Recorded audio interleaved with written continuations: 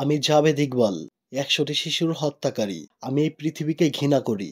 আমি আমার কৃতকর্মের জন্য একদমই লজ্জিত নই। আমি মৃত্যুর জন্য প্রস্তুত। আমার কোনো আফসোস নেই। আমি ১০০টি শিশুকে হত্যা করেছি।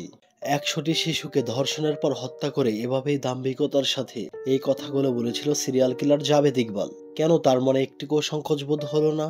বা এই হত্যার পেছনের রহস্যই বা কি? এগুলোই আজকের ভিডিওতে জানার চেষ্টা করব। নাম জাভেদ ইকবাল। সবাই তাকে মুকরি নামেই ডাকে। মুকরির শুরুর জীবনটা বেশ সাদামাটা ছিল। আর ১০টা মানুষের জীবন যেমন হয়ে থাকে তেমনই। অবশ্য তার বাবা ছিলেন বেশ ধনাঢ্য একজন ব্যক্তি। স্টক মার্কেটের ট্রেডার ছিলেন তিনি। তাই মুরকির জীবনটা সুখে স্বাচ্ছন্দ্যেই কেটেছিল। কিন্তু এরপর কিছু অনাকাঙ্ক্ষিত ঘটনার সম্মুখীন হয় সে, যার ফলে তার জীবন পুরোটাই বদলে যায়।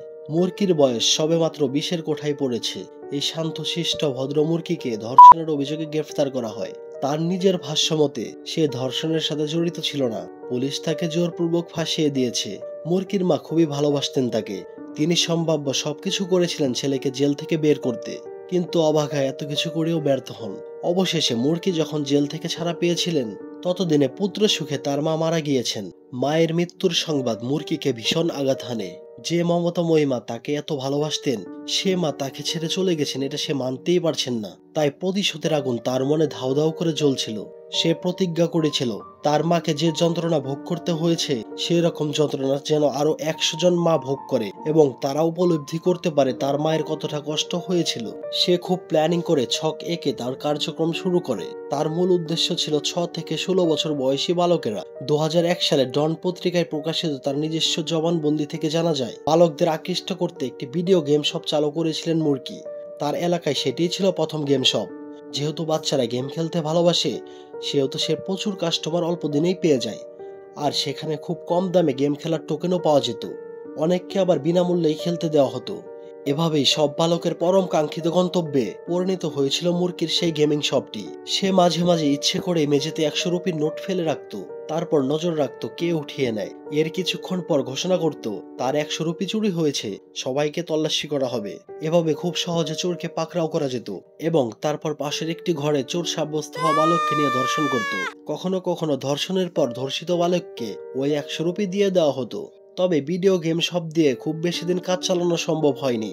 এলাকার বাচ্চারা গেমসের প্রতি এতটাই অ্যাডিক্টেড হয়ে গিয়েছিল যে পড়াশোনা বাদ দিয়ে গেম খেলা নিয়েই থাকতো। তাই কিছুদিন পরই ওই এলাকার অভিভাবকরা তাদের সন্তান ভিডিও গেম শপে যাওয়ার উপর নিষেধাজ্ঞা জারি করে। তারপর মুরকি অন্যভাবে খেলা শুরু করে। সেও মূলত গরিব, রাস্তায় রাত কাটানো বালকদের লক্ষ্য হিসেবে বেছে নেয়। সে কম বয়সী বালকদের সাথে চিঠির আদান প্রদানের মাধ্যমে সম্পর্ক তৈরি করত। এরপর বিভিন্ন দামি উপহার সামগ্রী পাঠিয়ে দিয়ে তাদের মন জয় করত। অতঃপর তাদের অপহরণ করে তার বাসস্থান সাতবাগে নিয়ে যেতেন। সেখানে নিয়ে প্রথমে ধর্ষণ ও হত্যা করত। শুধু ধর্ষণ আর হত্যা করেই থেমে থাকতো না সে, মৃতদেহগুলোকে কেটে টুকরো টুকরো করত। তারপর অবশিষ্ট অংশগুলো হাইড্রোক্লোরিক অ্যাসিড দিয়ে দ্রবীভূত করে ফেলতো, যাতে মৃত বালকদের সমস্ত চিহ্ন পৃথিবীর বুক থেকে উধাও হয়ে যায়। এভাবে যখন তার ১০০ হত্যা মানে সেঞ্চুরি হয়ে যায়, তখন তিনি নিজের মন স্থির করেন এবং পুলিশের কাছে নিজেকে সোপর্দ করতে চান। পুলিশরা নিজেরা কিন্তু মুরকিকে ধরতে পারেনি। ১৯৯৯ সালের শেষ দিকে সে নিজেই তার অপরাধের কথা স্বীকার করে পত্রিকায় চিঠি পাঠিয়েছিল। সেই চিঠির সূত্র ধরে তাকে খুঁজে বের করতে বিশাল বড় ম্যানহান্টিং এর ব্যবস্থা করেছিল পাকিস্তানের পুলিশ। এমনকি তারা ডজনখানেক ব্যক্তিকে মুরকি সন্দেহে গ্রেফতার করেছিল। কিন্তু প্রকৃত মুরকি পুলিশের চোখ ফাঁকি দিয়ে দিব্যি ঘুরে বেড়াচ্ছিল। শেষ পর্যন্ত এই ইঁদুর বিড়াল খেলার অবসান সে নিজেই ঘটিয়েছিল। ১৯৯৯ সালের ৩০ ডিসেম্বর সে ধরা দিয়েছিল। কিন্তু সরাসরি পুলিশ স্টেশনে না গিয়ে সে উপস্থিত হয়েছিল উর্দু সংবাদপত্র ডেইলি জাং এর অফিসে। সেখানে গিয়ে নির্লিপ্তভাবে সে বলেছিল, আমি জাভেদ ইকবাল, আমি ১০০টি শিশুর হত্যাকারী। এছাড়াও পত্রিকার অফিসের লোকদের হাতে মুরকি একটি ৩২ পাতার ডায়েরিও তুলে দিয়েছিল, যেখানে সে সবিস্তারে তুলে ধরেছিল কিভাবে বালকদের ধর্ষণ ও হত্যা করত সে। সেই সাথে তার বাসায় বালকদের পরিহিত জামা ও ছবিও ছিল।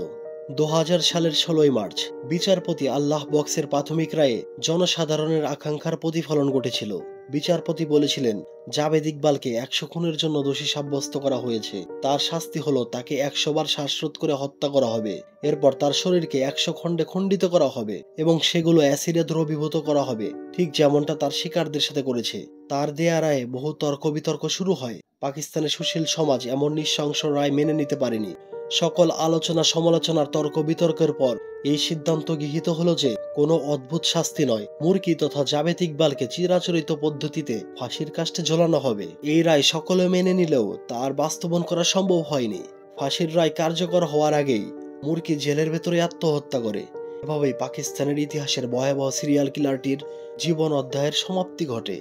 আজকের ভিডিওটি এ পর্যন্তই। আশা করি আজকের ভিডিওটি আপনাদের কাছে ভালো লাগবে। আর যদি ভালো লেগে থাকে তাহলে অবশ্যই একটি লাইক, কমেন্ট আর সাবস্ক্রাইব করতে ভুলবেন না।